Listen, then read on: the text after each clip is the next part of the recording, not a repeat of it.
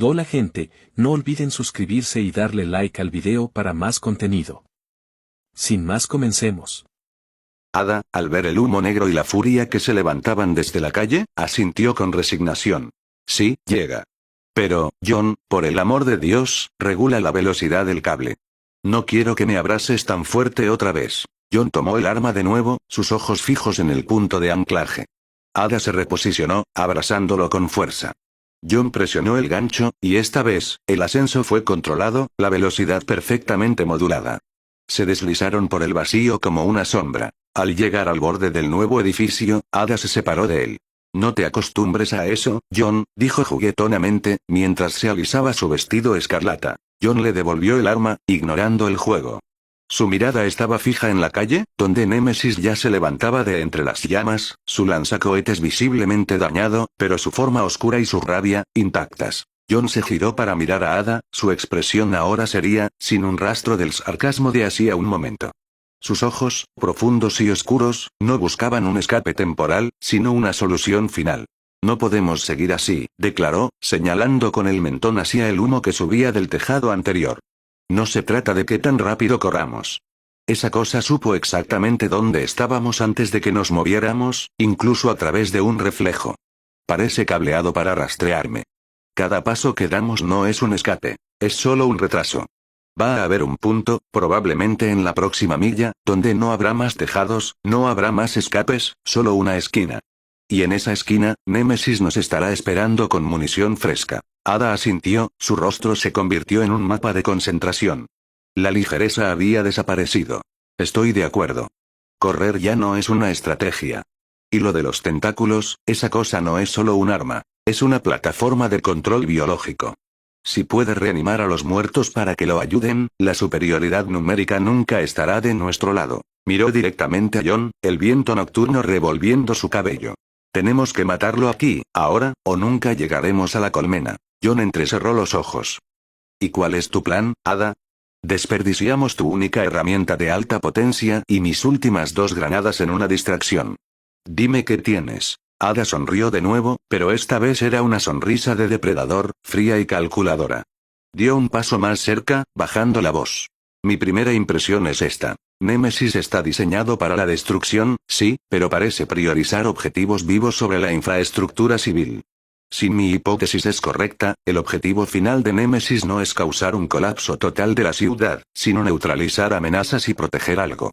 Mira cómo usó el lanzacohetes en la librería para matarnos, pero no atacó edificios vitales. Su IA, o lo que sea que dirija esa cosa, podría ser la de un cazador selectivo con reglas estrictas. Hizo una pausa, asegurándose de que John estuviera procesando cada palabra. El lanzacohetes está dañado, ¿lo viste? Sus únicas otras armas ofensivas que conocemos son sus puños y esos tentáculos. Pero hay un objetivo más grande que Némesis en esta ciudad, algo que podría destruirlo, o al menos neutralizarlo permanentemente. Algo que Némesis y Umbrella querrían mantener intacto. ¿La colmena? Dijo John, entendiendo el concepto. No, John. El reactor de energía primaria de Raccoon City. Ada sacó un pequeño comunicador de su cinturón. Era un dispositivo de rastreo GPS con un mapa de la ciudad superpuesto. Lo que la mayoría de la gente no sabe es que el laboratorio de I+D de Umbrella depende en gran medida de ese mismo reactor. Mi teoría, basada en su tamaño y complejidad, es que Némesis no funciona solo con una batería interna. Sus sistemas de armas y su locomoción masiva probablemente requieren un suministro constante y potente o al menos una recarga periódica de alta potencia. Si logramos cortar o sobrecargar violentamente esa fuente de energía principal, podríamos, potencialmente, dejarlo completamente inmovilizado. Es un riesgo, pero es el único atajo. John escuchó, su mente militar ya desglosando el plan. Eso es una bomba. Literalmente. ¿Cómo llegamos a un reactor? ¿Y cómo lo cortamos? No podemos llegar al reactor en sí. Está bajo tierra y protegido. Pero podemos colapsar la única línea de suministro sobre el suelo. Estamos a 3 tejados de la central de conversión de voltaje electrónico, señaló en el mapa. Es una subestación enorme, un objetivo fácil, pero demasiado vital para que Némesis la destruya.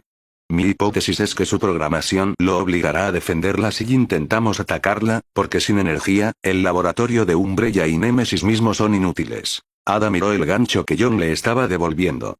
El plan es simple. Usaremos la subestación como cebo y como arma. Tú y yo vamos a esa central. La atacaremos con la poca munición y explosivos que tengamos. No para destruirla, sino para obligar a Némesis a cambiar su prioridad, de casarnos a proteger la energía. Y cuando se acerque a defenderla, usaremos lo que tienes. John frunció el ceño. ¿Qué tengo yo? No tengo nada. Ada sonrió de nuevo, más salvaje que antes. Tienes el único cable que nos queda, John. Tienes mi pistola de garfio, y ahora sabes usarla. Para esta trampa, el gancho no será una herramienta de escape, será el conductor. Vamos a usar ese cable, y la electricidad de 500.000 voltios, para darle al señor Misiles un final de alto voltaje. John la miró fijamente, la determinación en su rostro desmintiendo la pregunta que hizo. ¿Funcionará? No se me ocurre nada más, respondió Ada con total honestidad. John asintió, el gesto mínimo pero decisivo. A falta de una opción mejor, la más arriesgada se convertía en la única. Se prepararon para avanzar hacia la central electrónica. En ese instante, Némesis, cuya silueta ya se levantaba del humo de las granadas en la calle de abajo, se detuvo. Había desechado el lanzamisiles dañado, y sus manos en forma de martillo se sostenían a sus costados. Sus ojos rojos, fijos en el tejado, estaban listos para la persecución a pie. Pero justo cuando Némesis estaba a punto de avanzar, su gigantesca cabeza giró bruscamente. El ojo biónico se reorientó en otra dirección, hacia el área de la librería colapsada. John y Ada se detuvieron, mirándose con idéntica confusión. ¿Por qué se detuvo? Preguntó Ada en un susurro incrédulo. John siguió la mirada de la criatura. En la distancia, cerca de los restos humeantes de la biblioteca, una silueta esbelta se movía con cautela, esquivando escombros y fuego. La forma en que se movía, el ángulo de su cabeza, el color de su ropa, John sintió un golpe frío de reconocimiento en su pecho. Solo una persona en ese infierno combinaba la gracia táctica con el coraje para enfrentar la noche de Raccoon City. Gil, murmuró John, apenas audible. El cambio repentino del objetivo de Némesis se explicó. El monstruo estaba programado no solo para eliminarlo a él sino también a los agentes de STARS. John maldijo entre dientes, un sonido áspero. Gil no podía saber sobre el plan, y ahora era un blanco fácil. No podía simplemente dejar que el monstruo, incluso en su estado dañado, se enfocara en ella. Se giró hacia Ada, su decisión final no negociable. Tenemos que irnos, dijo John, señalando con el dedo hacia la dirección donde Némesis comenzaba a girar su cuerpo para dirigirse hacia Gil. Ada estaba genuinamente sorprendida. ¿Irnos? John, ese monstruo nos acaba de dar una oportunidad de oro. Se ha ido a otro lado. Debemos aprovechar la distracción y correr directamente a la RPD. John negó con la cabeza con firmeza, su rostro como una máscara de piedra. La persona a la que persigue es una amiga. Y puede ser nuestra ventaja. Si Gil está en el área, podemos usarla para flanquear, atraer a Némesis a la subestación y tener otra oportunidad. Pero no la dejaré a merced del señor Misiles sin que sepa lo que planeamos. Ada suspiró, un sonido largo y gutural de frustración táctica. Miró la espalda de John, dándose cuenta de que la decisión ya estaba tomada. La lealtad de John Wick había prevalecido sobre la lógica de su misión. Maldita sea, murmuró, asintiendo. De acuerdo. Vamos. John se movió con una urgencia renovada. Se dirigió al borde del edificio y localizó rápidamente la escalera de incendios que bajaba por la pared exterior. Se dejó caer sin pensarlo, usando sus manos y pies con asombrosa velocidad, con Ada siguiéndole de cerca. Mientras descendían, John revisó su munición. Palpó su 300 Lisum 5, sintiendo el reconfortante peso de ambos. La escopeta que Kendo le había dado antes de partir se había ido. No recordaba el momento exacto en que la había perdido, quizás cuando el hombre volcó. Ahora se acercaban al monstruo del que acababan de huir. Ada observó la figura descendente de John. No había miedo en sus movimientos, ni valentía dramática, solo una tremenda confianza, la certeza de un hombre que sabe exactamente lo que está haciendo, incluso cuando se dirige hacia una muerte casi segura. Era una sensación extraña que Ada, la mujer de la autosuficiencia total, odiaba. La sensación de que, al seguir a John, todo podría salir bien. 28 de septiembre. Raccoon City. 9 de la noche. Los músculos de Gil Valentine ardían. Cada zancada en el asfalto roto era un acto de pura voluntad, alimentado por el miedo, pero canalizado en furia profesional. Su mente seguía reproduciendo el siseo involuntario de dolor que se le había escapado a John durante su breve llamada. Estoy bien. Encontré una parada técnica. Ella sabía que mentía. Podía oírlo. Podía escuchar el esfuerzo por mantener la calma. Esa cosa lo encontró. La criatura que la había perseguido implacablemente, el mismo ser que gritaba su nombre, Stars, también gritaba el de John. La implicación era clara y escalofriante. No era solo un monstruo. Era una máquina de ejecución diseñada para el exterminio de objetivos específicos. «Aguanta, John», murmuró Gil, su bereta firmemente agarrada, sus ojos escaneando cada sombra. La preocupación era un nudo de plomo en su estómago. Un hombre como John Wick era una máquina de guerra, pero Némesis era un desastre biológico imparable. ¿Había sucumbido él también al horror de Raccoon City? Esta incertidumbre la impulsaba más rápido que cualquier grito de ayuda, sintiéndose culpable por haberlo dejado solo. Al doblar la esquina de la calle principal, la urgencia de su carrera se congeló en horror. Solo había un esqueleto humeante. Un agujero irregular, del tamaño de un automóvil, había sido abierto en la pared superior de lo que había sido un edificio, como si un meteorito de furia se hubiera estrellado allí. Los escombros estaban esparcidos a 20 metros, fragmentos de hormigón y ladrillo mezclados con cientos de libros carbonizados, cuyas páginas ahora eran ceniza amarga. Un busto de un poeta, extrañamente intacto, miraba el caos con ojos vacíos. El aire olía a metal fundido y pólvora pesada, un cóctel químico de destrucción total. «Dios, John», susurró Gil. Si John había estado aquí, había sido atacado. ¿Podría haber muerto, aplastado bajo los escombros? Era una posibilidad que no quería enfrentar. La visión de la devastación confirmaba la magnitud de su error al dudar de la gravedad de la lesión de John en la llamada. La rabia de saber que el monstruo había atacado su única esperanza se mezcló con el miedo. Se movió hacia el cráter, sintiendo una punzada fría de pánico.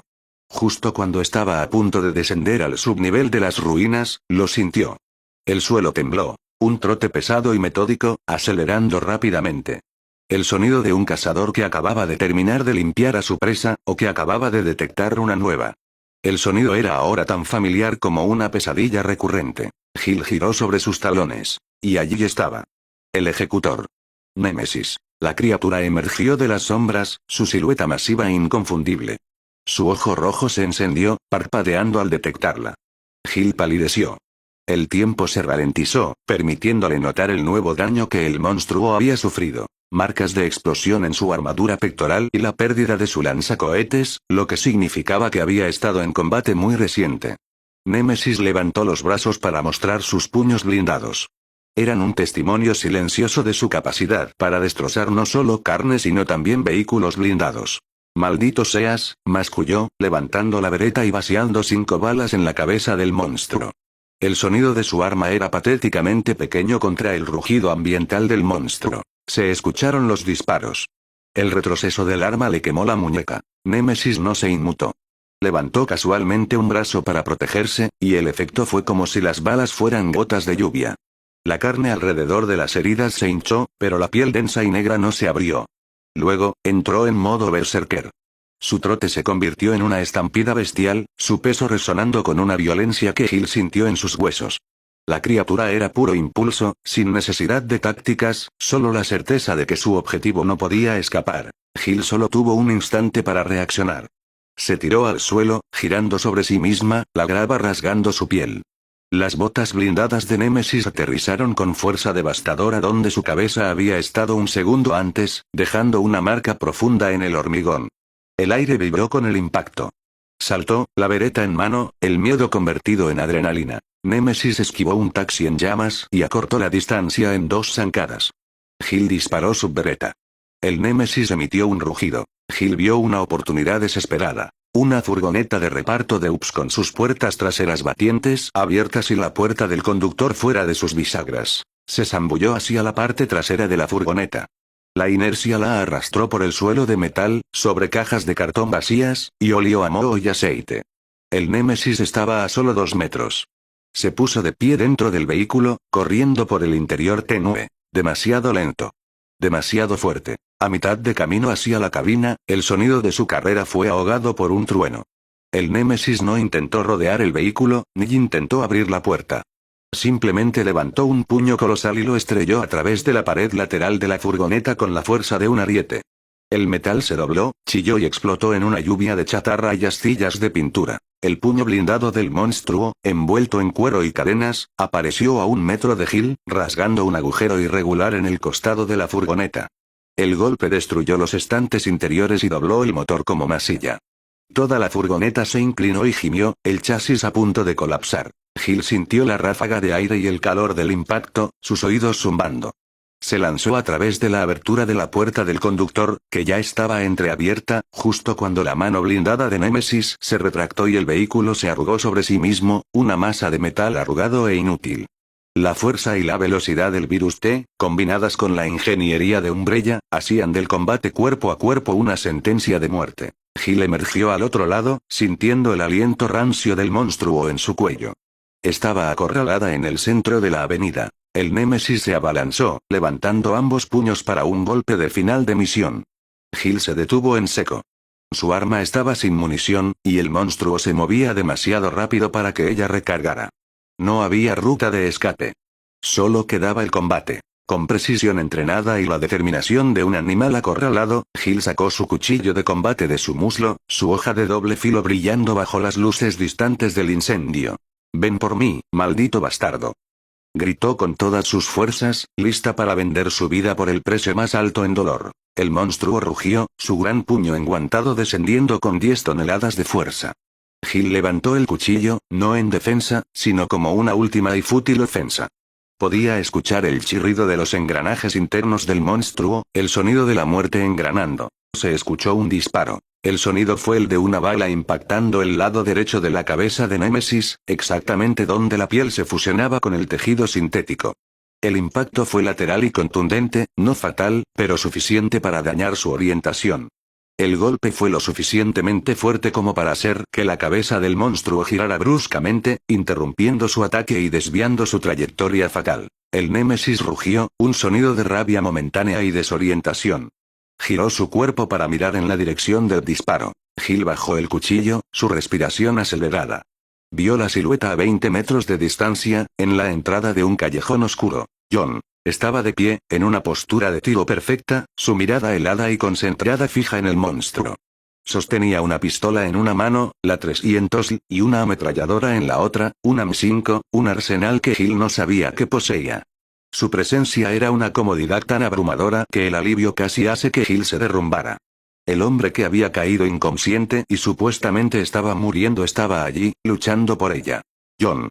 Logró gritar, su voz ahogada. Némesis, su objetivo principal, se preparó para avanzar hacia él, pero su enfoque era lento, como si sus sistemas estuvieran luchando contra el daño reciente. Da la vuelta. Acércate a nosotros, ordenó John, sin quitar los ojos del monstruo. La distracción solo duraría un segundo. ¿Nosotros?, se preguntó Gil, confundida. ¿Estaba delirando?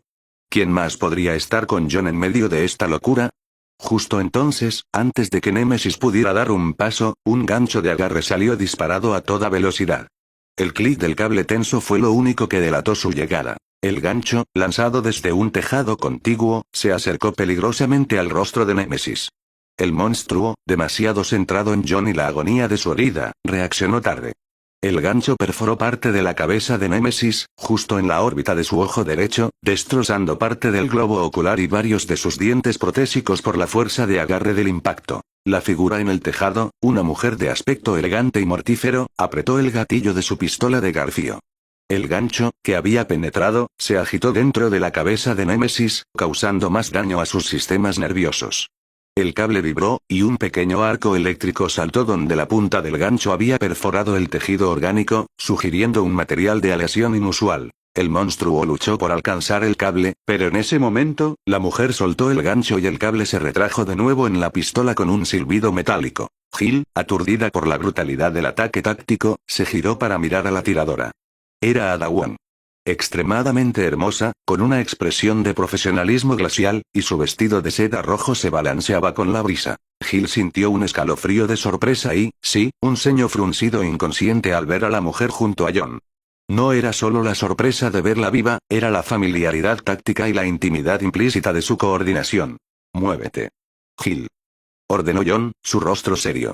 La distracción solo duraría un segundo. Némesis se levantaba lentamente, su brazo sano golpeando la parte dañada de su cabeza mientras su ojo izquierdo parpadeaba erráticamente. Gil, entendiendo el mensaje, corrió hacia Jon y Ada. Su rescate había llegado, pero acababa de darse cuenta de que no solo tendría que luchar contra Némesis sino también contra el misterio de la hermosa y peligrosa mujer que estaba con Jon. La prioridad táctica se impuso a la confusión personal. Corrió, pero sus ojos no se desviaron de la figura que se movía con ligereza antinatural.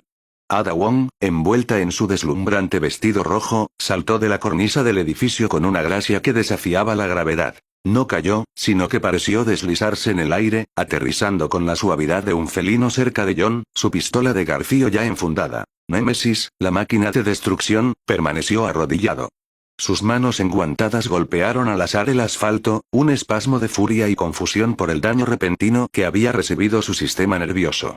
La distracción fue momentánea, pero suficiente. Jon, sin necesidad de dar más instrucciones, puso el plan en marcha. No habló una palabra, simplemente se giró y corrió. Su ritmo no era un sprint, sino una huida sostenida. Gil y Ada lo siguieron inmediatamente, un trío dispar corriendo a toda velocidad por el infierno de Raccoon City. Se sumergieron en un laberinto de callejones oscuros y llenos de basura, dejando atrás el rugido amortiguado y cada vez más desesperado de Némesis. Gil, mientras navegaba por contenedores de basura volcados y escombros, no pudo evitar mirar de reojo a la mujer de rojo. Ada se movía con una fluidez espectacular, manteniendo el ritmo de Jon sin esfuerzo, su hermoso rostro pálido y sus rasgos asiáticos imperturbables. Era una visión hipnótica que hizo que Gil frunciera el ceño con una mezcla de envidia profesional y profunda desconfianza. ¿Quién era esta mujer? ¿Y por qué se movía junto a Jon con tanta familiaridad? La mente de Gil, una pragmática luchadora de Stars, odiaba la falta de datos sobre esta nueva jugadora. A unos 100 metros de la zona de confrontación, Jon levantó una mano sin darse la vuelta. Gil y Ada se detuvieron al unísono. Jon se apoyó pesadamente contra una pared de ladrillos, su respiración entrecortada. Por primera vez, Gil notó que se tocaba un punto en el costado, cerca de su caja torácica bajo el brazo, donde el impacto del Umbee lo había herido. Por ahora, pueden dejar de correr, dijo Jon con voz áspera por el esfuerzo, su mirada fija en la calle que acababan de dejar. La preocupación superó la sospecha. Gil se acercó de inmediato, su instinto de rescate por encima de todo. ¿Estás bien? ¿Qué te pasó?, preguntó. La voz de Gil era una orden velada, evaluando el daño en su mente. Su profesionalismo no permitía la histeria, pero la visión de Jon apoyado contra la pared era algo que nunca había visto. Jon, para evitar que Gil se distrajera, se enderezó, aunque un ligero temblor recorrió su postura. Intentó poner su peso en ambos pies, pero falló, favoreciendo inconscientemente el costado que se había tocado. Es poco. Estaré bien. Un rasguño. Solo, recuperando el aliento. Estás mintiendo, Jon, insistió Gil, su voz bajando a un murmullo severo. Eso no es un rasguño. ¿Costillas rotas? ¿Daño interno? Ada, que había estado observando la interacción con interés distante, intervino con un tono meloso.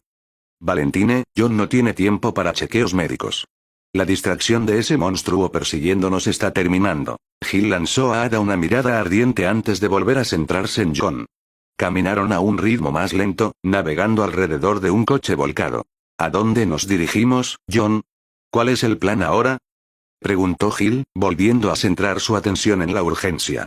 Ada tiene la solución, respondió Jon, asintiendo hacia la mujer de rojo. Vamos a la estación de energía de conversión de voltaje de Raccoon City. Necesitamos una manera de detenerlo permanentemente. La idea es golpearlo con una descarga, algo así como 500.000 voltios. Una electrocución controlada.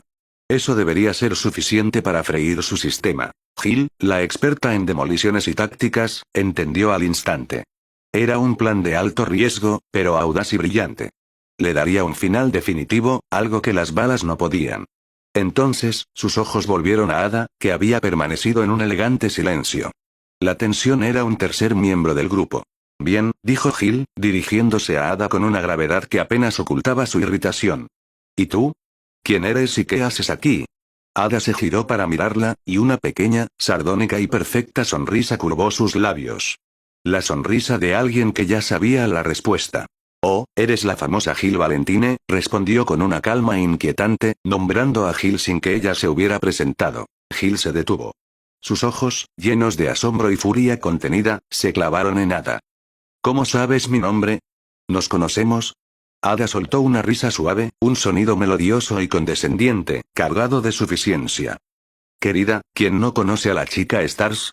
Eres la única persona en Raccoon City que no está corriendo. No es difícil saber quién eres, ¿verdad? Soy Ada Wong. Un placer, finalizó, sin ofrecer su mano. Era una cortesía vacía. Gil ignoró la burla. El misterio de Ada era más irritante que cualquier zombie. ¿Y cuál es tu relación con él? ¿Cómo conoces a John?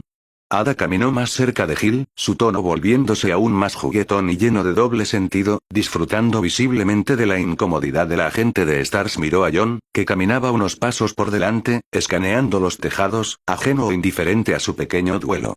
Luego volvió a mirar a Gil con una sonrisa pícara, su belleza letal brillando en la penumbra. John. Oh, John, sí. Somos. Ada hizo una pausa dramática, tocándose la barbilla con un dedo, como si estuviera considerando el título perfecto para molestar a Gil. Amigos de trabajo, dijo, el énfasis en amigos implicando claramente algo más profundo y personal. Con historia, claro. Él tiene un plan que me interesa, y yo tengo mucha curiosidad. Ya sabes cómo van estas cosas, Valentine. Nos ayudamos mutuamente. Me sorprende que una amiga de trabajo en Raccoon City elija un vestido de seda para una operación en esta ciudad infestada, replicó Gil, sus ojos escudriñando la tela roja con frialdad profesional. Una operación de campo como esta requiere más que glamour, si es que realmente eres una profesional. ¿Quién te envió? Ada sonrió, inclinando ligeramente la cabeza. Su tono se volvió filosófico, como si estuviera debatiendo sobre vinos caros, no sobre la muerte inminente. El estilo no tiene por qué ser antitético a la eficiencia, Valentine. Y en cuanto a mi elección de vestuario, Ada acarició la tela con la punta del dedo, con un gesto lleno de vanidad y peligro. Considera esto. Los uniformes son para la gente que sigue reglas. Yo no sigo reglas, Gil. Mi eficiencia, al igual que mi vestido, es evidente. Es una burla a la situación, siseó Gil, reduciendo la velocidad para mantener el ritmo de Ada, sus cuerpos casi rozándose. La diferencia de altura obligaba a Gil a mirar ligeramente hacia arriba, una posición que odiaba. Ver a una civil con ese nivel de audacia en medio de una orden de exterminio solo puede significar dos cosas. O tienes fe ciega en tu sastre, o quien te envió tiene un interés muy turbio en el resultado de esta noche. Ada dejó de caminar y se giró completamente hacia Gil, obligándola a detenerse también. La sonrisa desapareció. Su rostro se endureció, su belleza letal ya no juguetona, sino helada. ¿Fe ciega en mi sastre? Ada hizo un sonido que fue mitad risa, mitad burla. Te aseguro que mi audacia no es la de una civil desorientada, Gil. Es la confianza de alguien que sabe que los que se visten para el barro son los que se quedan atascados en él. Esta masacre es un juego de estrategia, y yo juego al ajedrez, no a los peones en el tablero. Y si te interesa, mi plan turbio es lo único que mantiene con vida a tu compañero ahora mismo. John, caminando unos pasos por delante, se detuvo abruptamente en la esquina de un callejón y giró la cabeza, su voz firme cortando la atmósfera cargada. Menos charla, gruñó John, su voz firme y sin emociones, ignorando la tensión entre las dos mujeres y señalando hacia la inmensa estructura de la estación de energía en la distancia. Estamos cerca. Concéntrense. El monstruo no tardará en recuperarse, y cuando lo haga, estará más enojado que nunca. Gil lanzó a Ada una última mirada de advertencia, una promesa silenciosa de que esta conversación no había terminado. Ada simplemente le devolvió la sonrisa, un desafío elegantemente envuelto. Las dos siguieron a John, el profesionalismo táctico de Gil compitiendo con la urgente necesidad de descubrir la verdad detrás de la hermosa y peligrosa amiga de trabajo de John. El trío bordeó el perímetro exterior de un almacén abandonado. La estación eléctrica de conversión de voltaje, su objetivo y potencial tumba, se alzaba a lo lejos, un gigante sombrío a través de la neblina de los incendios. La marcha no era un sprint desesperado, sino una progresión cautelosa. Tenían que cubrir al menos 20 cuadras infestadas, una sombría danza de eliminación de amenazas. Los infectados salían de los callejones como sombras hambrientas. El trabajo del trío era una coreografía de brutal eficiencia. Un zombi se arrastró desde un coche volcado, un gruñido bajó en su garganta. John, sin romper el paso, levantó su 300 silenciada. El disparo fue un pfut seco y preciso en la base del cráneo, el cuerpo colapsando antes de que Gil pudiera siquiera levantar su bereta. 2 infectados más, que se giraron ante el sonido amortiguado, fueron recibidos con la hoja. Ada Wong, imperturbable por el esfuerzo o la sangre que mancharía su seda, sacó un par de cuchillos mariposa de sus fundas ocultas. Las hojas bailaron con velocidad cegadora. Un corte en la garganta del primero, un rápido giro y una puñalada ascendente en el esternón del segundo. Fue una masacre limpia, sin munición desperdiciada. Impresionante, murmuró Hill, su instinto policial desaprobando la violencia excesiva, pero su mente está registrando la eficiencia. Pero si vas a hacer eso en tu vestido, sugiero un delantal. Ada enfundó los cuchillos con un clic metálico, limpiando una pequeña mancha roja con el pulgar. Los tintes rojos son persistentes, replicó Ada. Solo realza el aspecto. Lo que te funcione, supongo, dijo Hill, sacudiendo la cabeza con escepticismo mientras continuaban por una calle principal. Fue entonces cuando el caos se detuvo abruptamente. Un sonido, más potente que cualquier rugido, cortó el aire. Un brrrrrrr profundo y atronador que hizo vibrar el vidrio roto y el alma misma. Los tres se cubrieron bajo los escombros de un paso elevado colapsado. John levantó la cabeza y miró hacia el cielo contaminado, sus ojos registrando clínicamente cada detalle. Un helicóptero pesado, de diseño militar y sin insignias visibles, volaba bajo sobre la ciudad. Pero no transportaba civiles. Transportaba carga. Colgando de un cable grueso, llevaba un contenedor blindado de metal, del tamaño de un automóvil pequeño y de aspecto sospechosamente pesado. El helicóptero se dirigía indudablemente hacia el corazón de la ciudad. ¿Qué demonios es eso?, preguntó Hill, su alivio inicial por la potencia de fuego militar siendo reemplazado por la duda. Un helicóptero pesado, volando bajo, sin marcas, dijo John, su voz baja y concentrada. Miró a Ada. ¿Están buscando civiles? ¿O por qué no está en el perímetro ayudando a evacuar? Un vehículo de ese calibre es un objetivo demasiado caro para este tipo de trabajo. No. Esa no es la misión, dijo Ada, su expresión por primera vez teñida de preocupación genuina. Se ajustó un mechón de cabello, pensando. Si estuvieran buscando civiles, usarían unidades ligeras y se apegarían al perímetro. Esa armadura y esa ruta indican una prioridad muy alta. No es comida enlatada. Quien lo controle quiere que eso se entregue o se despliegue, y no quiere que nadie lo identifique ni que nadie escape. Una entrega prioritaria, murmuró John, su mirada todavía fija en el punto donde el sonido del helicóptero se había desvanecido. Lo que significa que están a punto de empeorar las cosas. ¿Tienes una idea de la facción? ¿Mercenarios de Umbrella o algo más? Ada negó con la cabeza, una grieta de frustración profesional en su voz generalmente compuesta. El factor común es el secreto.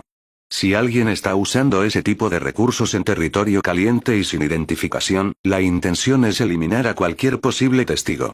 Es una facción que opera en las sombras, y no quieren dejar rastros. Somos testigos potenciales, señaló Hill, su corazón latiendo con fuerza ante la verdad obvia. Su bereta de repente se sintió pequeña.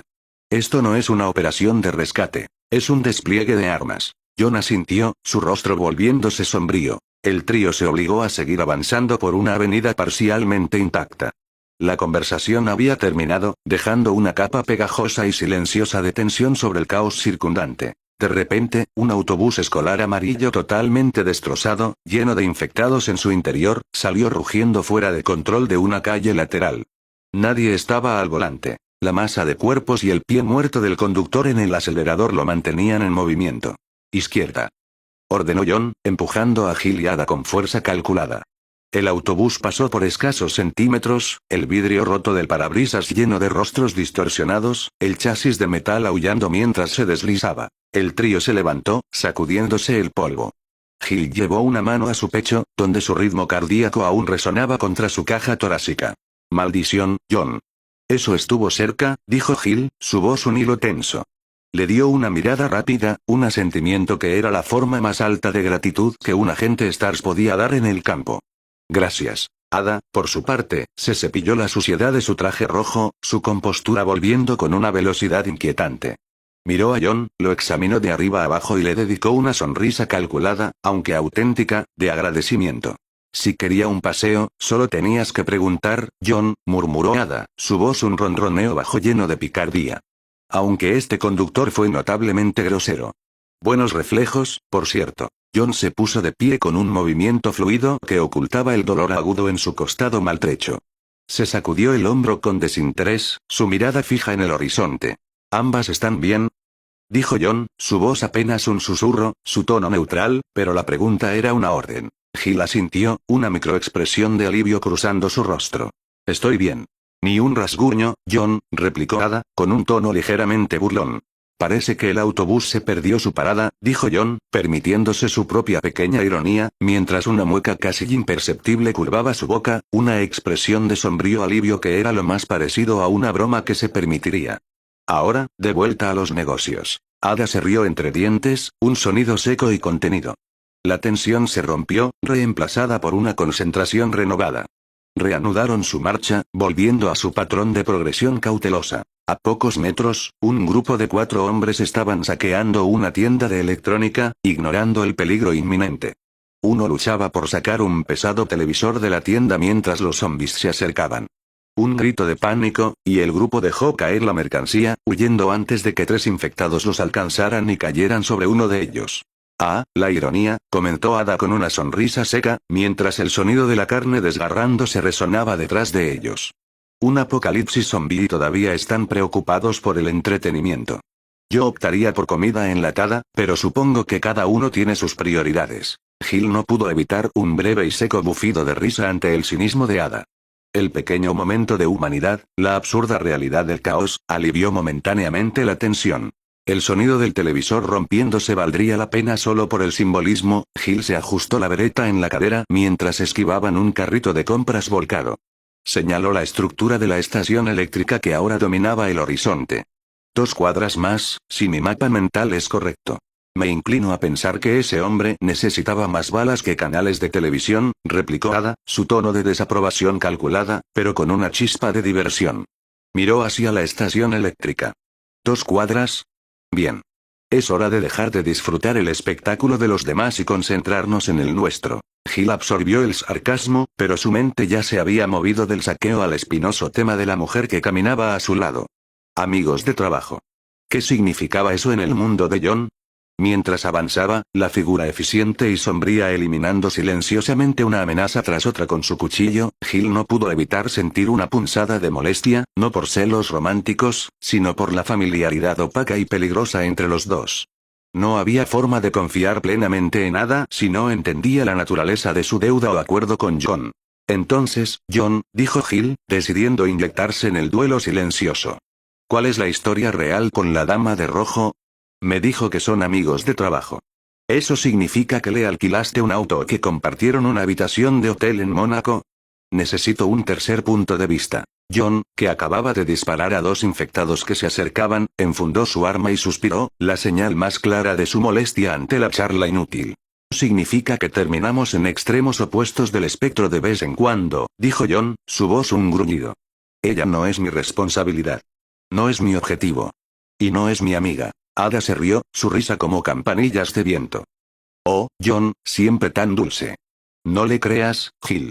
Tuvimos una cena muy interesante en ese hotel que mencionaste. El filete estaba un poco crudo, y el ambiente era explosivo. Gil sintió un atisbo de conexión con el asesino. Lo dudo. Su concepto de explosivo y el mío probablemente difieren. El momento de ligereza terminó tan rápido como comenzó. La calle se abrió a una pequeña y sombría plaza. Al doblar la esquina, el aire se volvió denso. Parecía ser el callejón donde la locura había encontrado su último aliento. El olor a humedad y orina se mezclaba con el aroma dulce e ilegal de la marihuana quemándose.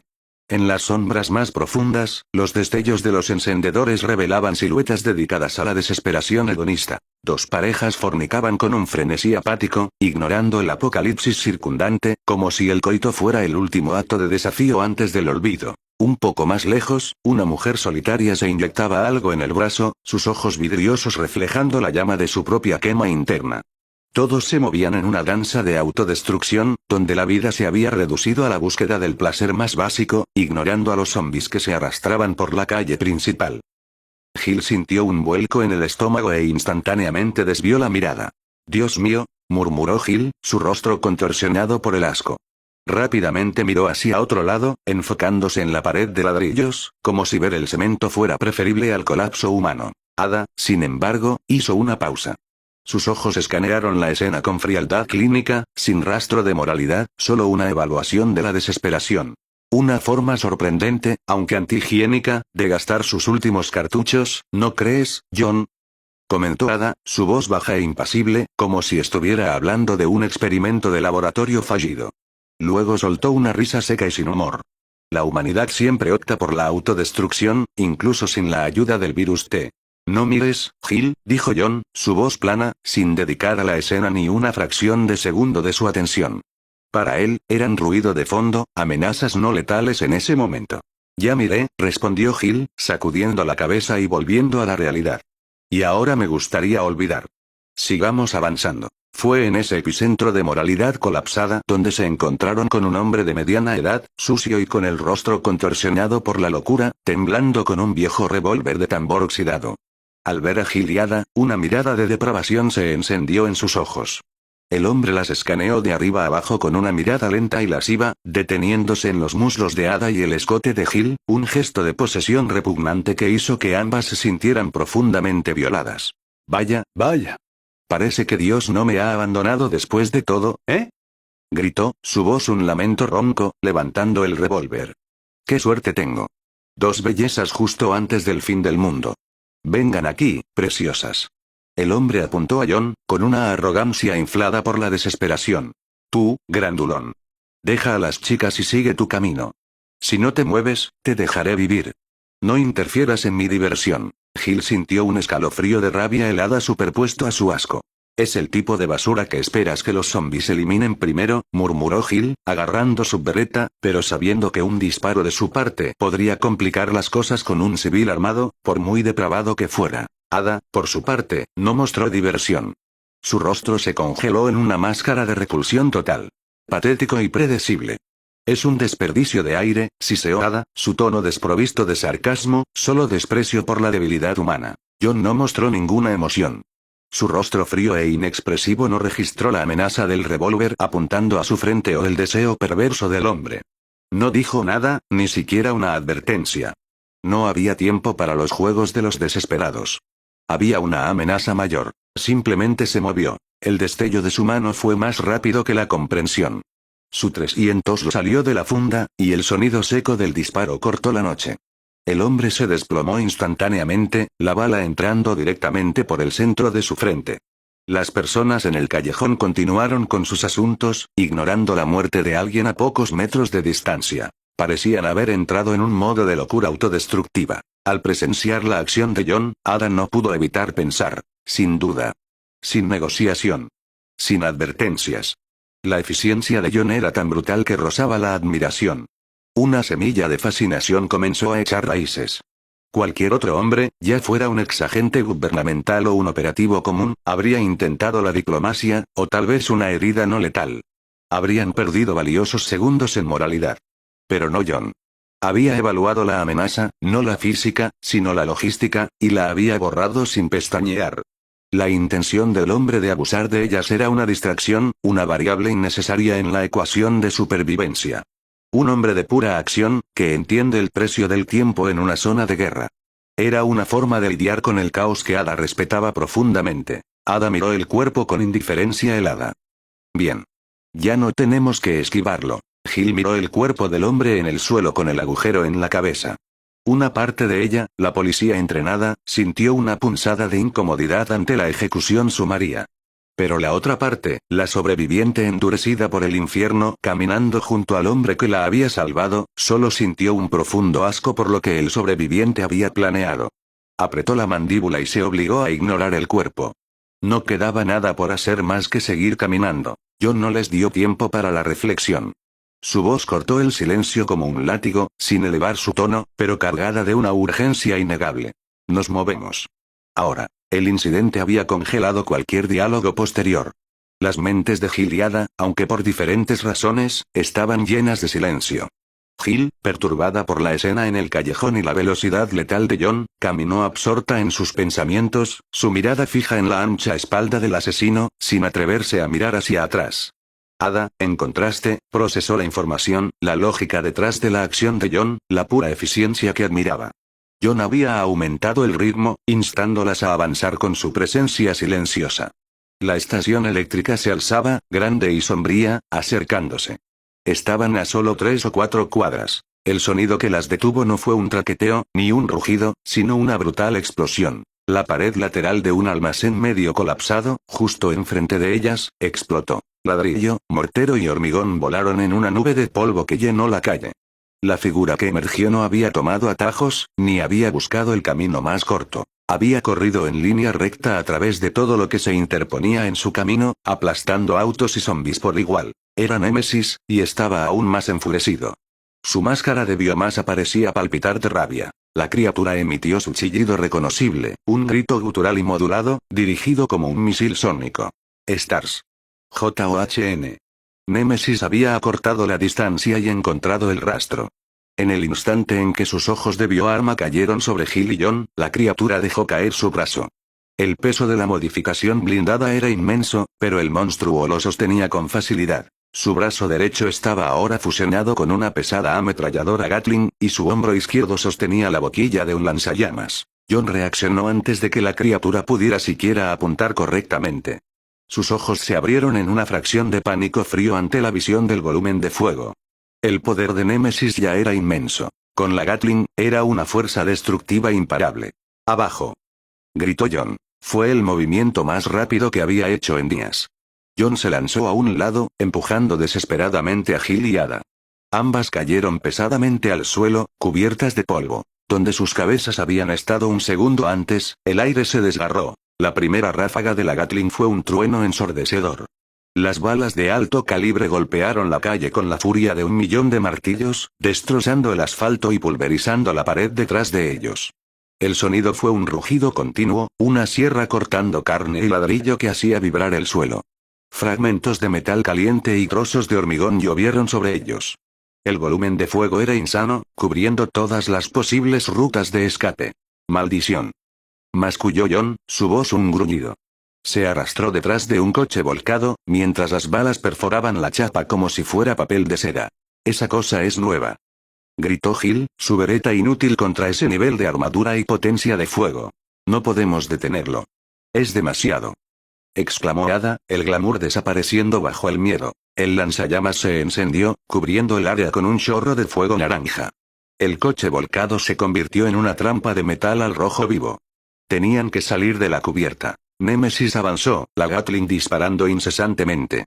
El aire estaba lleno de un estruendo continuo, una tormenta de metal que convertía el asfalto en polvo. «No podemos quedarnos aquí, nos va a destrozar», gritó Gil, el rugido del arma ahogando su voz. «Sepárense. Fuego de distracción a la óptica», ordenó John, su voz un ladrido de urgencia. Sabía que no podían herirlo, pero podían dirigirlo. «Ada, flanco izquierdo, encuentra un ángulo. Gil, conmigo, derecha. Muévanse». John fue el primero en moverse. Salió de la cubierta del coche volcado, no para huir, sino para atacar. Su M5 escupió fuego en ráfagas de 3 disparos, apuntando directamente al único ojo brillante de la criatura. Las balas de 9 milímetros rebotaron en la biomasa endurecida con chispas inútiles, pero lograron su objetivo. Némesis se centró en él. La Gatling zumbó, un monstruo de acero apuntando a John. «Ahora», gritó John. Aprovechando la distracción, Gil rodó hacia un pilar de hormigón, su bereta en mano. Disparó media docena de veces al torso de la criatura, un gesto más de desafío que de táctica. Los proyectiles ni siquiera rasparon la superficie. Ada, sin embargo, era un fantasma rojo. Se movió con fluidez inhumana, deslizándose por los escombros hacia la izquierda. Su pistola apareció en su mano. No apuntó a la armadura, sino a las articulaciones expuestas del brazo del lanzallamas. Disparó 2 veces, con precisión quirúrgica. Un destello de chispas azules brotó de la articulación del hombro. El brazo del lanzallamas de Némesis se contrajo y cayó momentáneamente, inerte. Lo habían detenido brevemente. «Buen disparo», gruñó John, aprovechando el segundo de vacilación de la criatura para recargar su M5. Pero la victoria duró menos de un segundo. Némesis soltó un rugido de furia, no de dolor. La fuerza bruta de la biotecnología superó el daño. El brazo del lanzallamas se reajustó con un clic mecánico. Ignorando a Ada por un instante, la criatura fijó su único ojo brillante en John, el líder percibido. La rabia pareció anular su programación de artillería. En lugar de disparar la Gatling, bajó las armas y cargó. Fue un movimiento de velocidad aterradora para algo de su tamaño. El suelo tembló bajo sus pasos. Némesis cerró la distancia en un instante, su puño izquierdo, del tamaño de un bloque de motor, lanzado en un arco brutal dirigido a la cabeza de John. John, que estaba terminando de insertar el cargador, apenas tuvo tiempo de reaccionar. No había espacio para un movimiento táctico, solo instinto puro. Se lanzó hacia atrás, un giro desesperado que lo hizo perder el equilibrio. El golpe pasó a centímetros de su rostro, el viento del golpe era tan potente que le picó la mejilla. El puño impactó la columna de hormigón detrás de él, pulverizándola y enviando una lluvia de escombros sobre su espalda. John cayó pesadamente, rodando hasta la cubierta, su corazón latiendo en su garganta. Un segundo más lento, un reflejo menos pulido, y su cabeza se habría desintegrado. La aterradora fuerza bruta era peor que las balas. La represalia fue instantánea y aterradora. Habiendo fallado el golpe contra John, Némesis giró su torso, su programación táctica reanudándose. Ahora se centró en la amenaza que lo había dañado. Ada. La boquilla del lanzallamas se encendió. Un torrente de fuego líquido barrió la posición de Ada. La mujer se lanzó hacia atrás, rodando sobre su hombro mientras el taxi detrás del que se había cubierto se convertía instantáneamente en una pira funeraria. Aterrizó con gracia, pero su cubierta había desaparecido. Maldita sea, es imparable. Siseó Ada, su rostro manchado de hollín, su compostura rota por una rara muestra de frustración. La fuerza combinada de los tres solo había logrado irritarlo, nada más. La artillería de Némesis era simplemente demasiado. El monstruo volvió su atención a John, que se levantaba, el que más se movía, el que daba las órdenes. La Gatling rugió de nuevo, obligando a John a retroceder detrás de los restos humeantes del coche. Estaban separados, superados en armamento, y la criatura no mostraba signos de cansancio. Gil, intentando desesperadamente cubrir a John, que se movía con dificultad, intentó un flanco, pero Némesis la vio. Hizo girar la Gatling con precisión inhumana, encerrándola en un cono de balas. Gil se zambulló en el suelo detrás de una pila de escombros. La ráfaga la cubrió de polvo y metralla. Némesis, sin piedad, dejó de disparar la Gatling y levantó el brazo con el lanzallamas. La boquilla se inclinó, lista para quemarla viva. Gil cerró los ojos, sintiendo el calor inminente. Antes de que John pudiera hacer algo, antes de que el dedo de Némesis pudiera apretar el gatillo del lanzallamas, el mundo explotó una vez más. El sonido no fue la Gatling. Fue el estruendo atronador de un lanzacohetes acercándose a velocidad terminal. El proyectil impactó a Némesis en la parte posterior de su armadura, justo en el punto ciego. La explosión fue una devastadora bola de fuego que consumió el aire. El monstruo fue lanzado por los aires con fuerza brutal, su pesada figura estrellándose contra la pared de hormigón de un edificio abandonado, dejando un cráter humeante y un silencio ensordecedor. Los tres, aturdidos, levantaron la cabeza y miraron hacia el tejado de donde había venido el disparo. Allí, con el lanzacohetes todavía humeante en la mano, un hombre de piel morena con ropa militar y un fuerte acento sudamericano gritó por encima del caos. Oigan, damas y usted, el tipo del traje caro. Si no quieren morir, muévanse. El hombre no era otro que Carlos Oliveira. Raccoon City.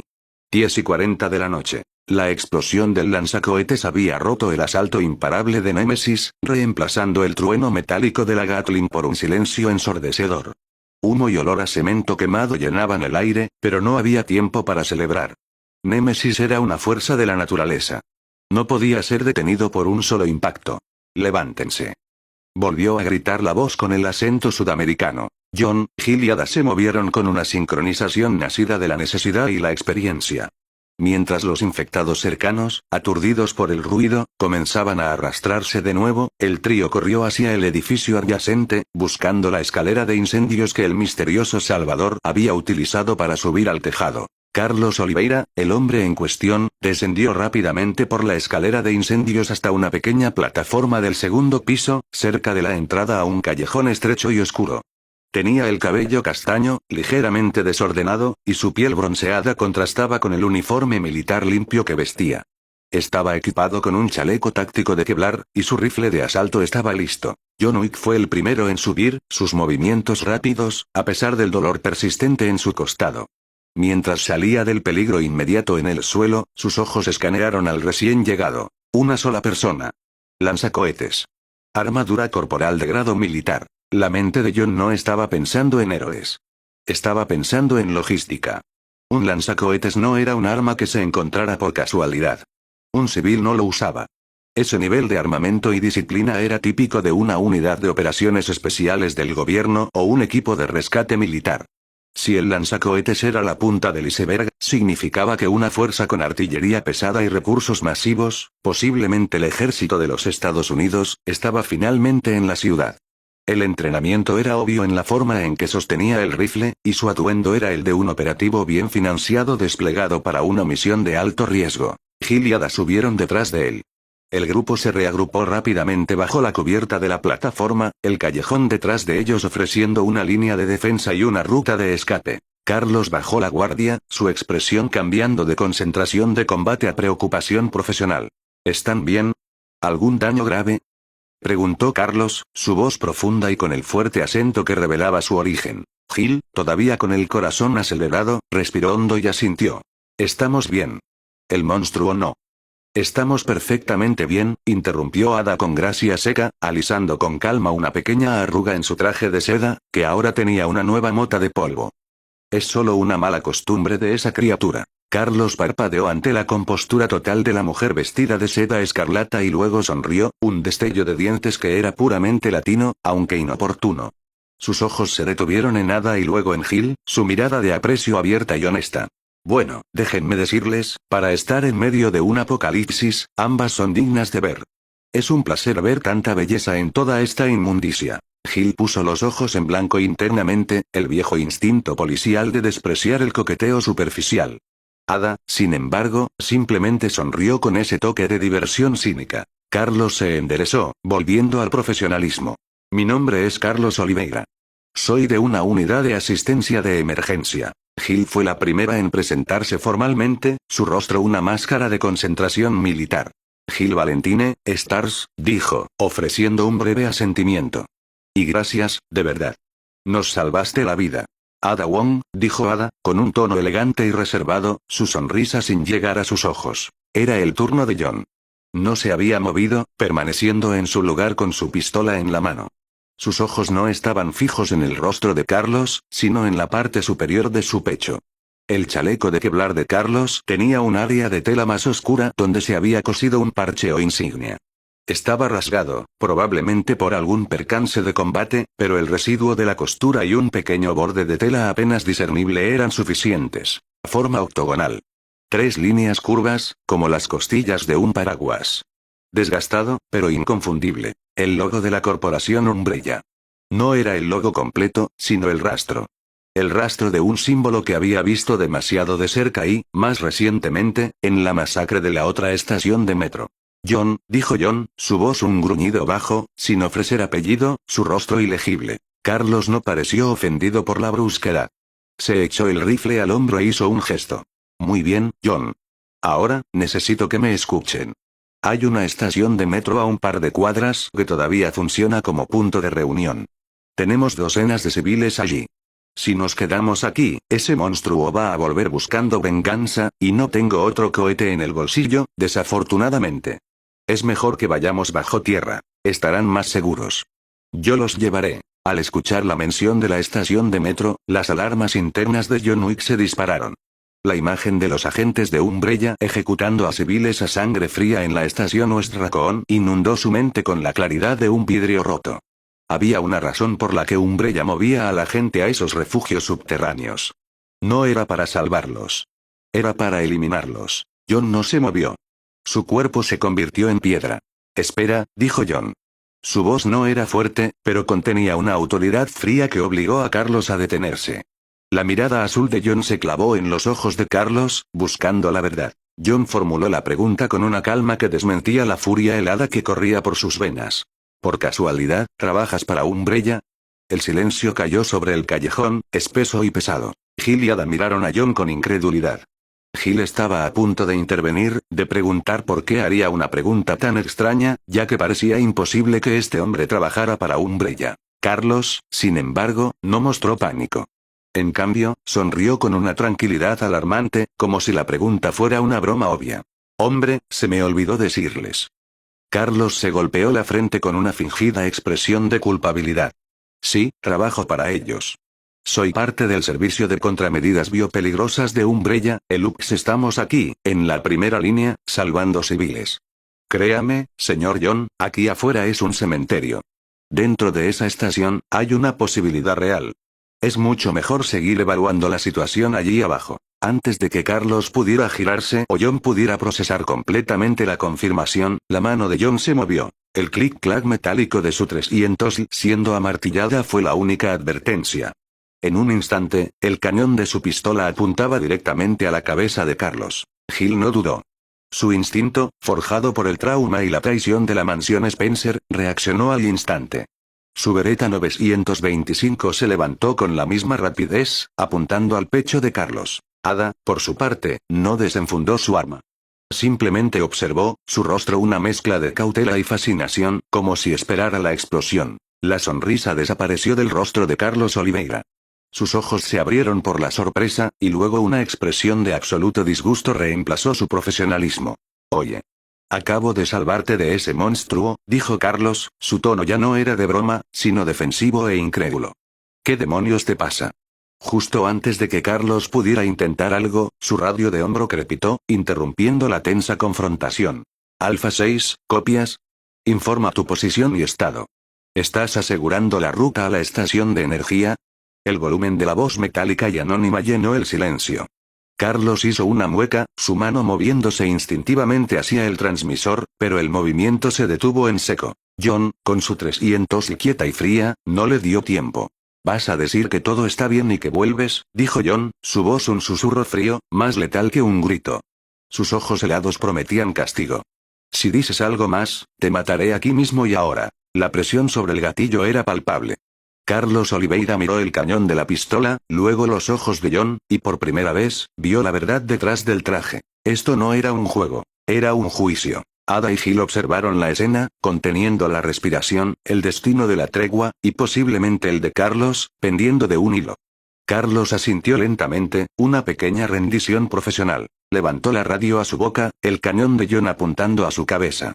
«Aquí Alfa 6, dijo Carlos, manteniendo su voz sorprendentemente tranquila, casi aburrida. Misión en curso. Ruta asegurada. El tráfico es pesado, pero me dirijo de vuelta a la estación de metro. Cambio y fuera». El clic de la transmisión terminada resonó en el callejón. El alivio fue tenue, pero el peligro seguía siendo inminente. John no bajó la pistola. Su rostro seguía siendo una máscara de piedra. «¿Por qué ibas a la estación de energía?», exigió John, ignorando la transmisión de radio. Carlos, sintiendo la pistola todavía apuntando a su cabeza, se tomó un momento para responder, su confusión evidente. «Necesitamos la electricidad. La estación de metro es un refugio, pero mi líder de escuadrón quiere que movamos a los civiles a la torre del reloj. Aparentemente, un helicóptero de evacuación está llegando a esa zona. Si podemos restaurar la energía, podemos abrir las puertas de seguridad del metro y llevarlos». «Deja de mentir». El grito fue gutural, un rugido de rabia que rompió la calma helada de John. Era un sonido tan raro, tan fuera de lugar, que hizo saltar a Gil y tensó visiblemente a Ada. «Vi a tus agentes en la otra estación», gritó John, su voz ronca por la emoción. «Llegaron a la estación West Raccoon y comenzaron a matar a todos los civiles. Sin importar la edad, el sexo o si estaban heridos. Los ejecutaron a sangre fría. Todos habrían muerto si yo no hubiera estado allí». Gil se congeló por completo, el shock recorriendo su cuerpo. Ella no sabía esto. Había visto la traición de Umbrella, pero la idea de una masacre organizada en un refugio la hizo temblar. Su rabia hacia la corporación Umbrella, que ya estaba hirviendo a fuego lento, subió a niveles volcánicos. Carlos, sin embargo, se mostró pálido bajo su bronceado. «¿Matar civiles? Yo, señor, no sé de qué está hablando. Acabo de conseguir este trabajo hace unos meses. Yo solo sigo órdenes. Todo lo que hemos hecho desde que llegué a Raccoon ha sido ayudar a la gente y matar a varios de esos monstruos infectados. Nunca escuché nada sobre ejecutar civiles». Ada intervino, su tono inquisitivo y agudo, cortando la furia de John. «¿Así que eres un mercenario que contrataron a última hora? Tu equipo es así». Carlos asintió rápidamente, buscando un terreno común. «Así es. Somos UPS, un equipo de contención y rescate contratado». John seguía apuntando. La duda en el rostro de Carlos no era suficiente para el hombre que había presenciado la carnicería. Ada, con un movimiento rápido y sutil, se acercó a John y le tocó ligeramente el hombro. Se inclinó y le susurró al oído, en un tono bajo que solo él podía escuchar. Baja el arma. No miente sobre ser un mercenario. Es probable que Umbrella esté usando a estos soldados como carne de cañón para algún plan retorcido, para observar cómo mueren, o para retrasar la contención mientras mueven su objetivo real. No es él. La lógica de la sombra del espionaje siempre fue más convincente que la honestidad. John absorbió el susurro y la fría lógica detrás de él. Lentamente, la 300 fue bajada, aunque nunca liberada de su agarre. Sus ojos azules, sin embargo, no abandonaron el rostro de Carlos. Dime quién te contrató y quién te da las órdenes en Raccoon, ordenó John. Carlos, aliviado, respiró hondo. Fui contratado y respondo al líder de escuadrón Nicholai. Él es el que dirige las operaciones de rescate. John asintió, grabando el nombre en su memoria para poder interrogar a ese hombre personalmente. Abre el camino, dijo John, enfundando la pistola bajo su traje. No le digas a tu equipo que tienes compañía. Carlos asintió de inmediato. Se giró y comenzó a moverse, manteniendo una distancia cautelosa. Ada miró a John y no pudo evitar acercarse de nuevo, su voz teñida de un sarcasmo fascinante. No deberíamos perder el tiempo con esto, John. Necesitamos ir a la RPD, le susurró Ada. John la miró. Sus ojos solo contenían una determinación fría. Ese monstruo que nos persigue aún no está muerto. Si vamos a la RPD ahora, será una emboscada. Tengo que ir a esa estación de metro para investigar este asunto. Y si es posible, salvar a esos civiles de una muerte a manos de los propios soldados. Gil, que había observado la interacción íntima y tensa, se acercó, interrumpiendo el susurro y obligando a Ada a guardar silencio. John, ¿es correcto dirigirnos a esa estación? ¿Es probable que sea una trampa?, preguntó Gil, su voz seria, su furia controlada por la preocupación. Vale la pena descubrir quién está detrás de esas muertes que presencié en esa otra estación, respondió John con calma. Los tres siguieron a Carlos en silencio. Se movieron rápidamente por el callejón hacia las inmediaciones de la estación de metro. El aire seguía cargado con la amenaza de Némesis, pero ahora, el enemigo real se sentía mucho más cerca, y vestía un uniforme limpio. Llegaron a la entrada de la estación, una estructura de ladrillo y vidrio que había sido fortificada con barricadas improvisadas. La estación era un reflejo de desesperación organizada.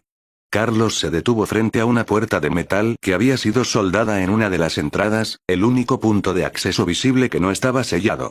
Aquí estamos, murmuró, y golpeó la puerta 3 veces en un código secreto, un ritmo preciso y monótono que resonó en el silencio de hormigón. Un momento después, una pequeña mirilla se deslizó abierta desde el interior con un áspero raspado metálico. El ojo de un hombre con un uniforme de UX, con una expresión sombría y exhausta, los examinó. Era Tyrell Patrick, un operativo de comunicaciones y apoyo, cuyo rostro serio reflejaba el estrés del asedio y la desconfianza crónica de la guerra. Tyrell hizo una mueca al ver a las 3 personas que acompañaban a Carlos. Su mano se movió instintivamente hacia el rifle colgado de su pecho. Abrió la puerta, el movimiento lento y cauteloso. Carlos. ¿Qué demonios? Pensé que habías ido a la estación de energía, espetó Tyrell, mirando a los extraños con palpable sospecha. ¿Quiénes son? No tuviste tiempo de informar que tenías invitados. Carlos, entrando con la naturalidad de alguien que acaba de regresar de un paseo, aunque tenso, se encogió de hombros con un descuido que no engañó a John.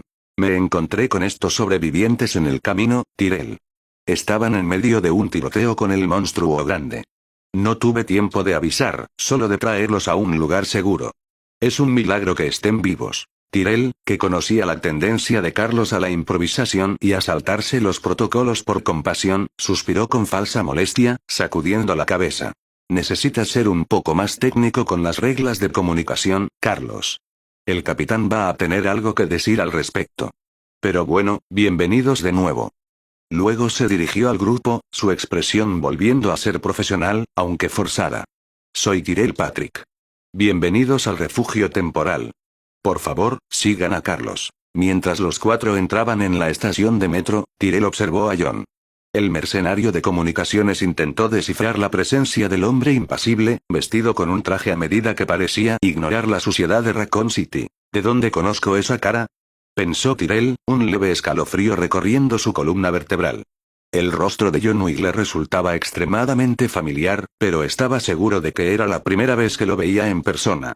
La elegancia austera del traje caro, la calma depredadora en sus ojos. Todo gritaba peligro, un tipo de peligro que superaba con creces a los monstruos de la ciudad. El grupo descendió las escaleras fijas.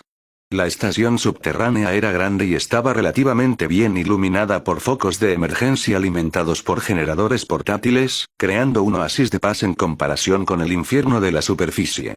El aire, sin embargo, era pesado con el olor a diésel, sudor y el miedo no disimulado de los civiles.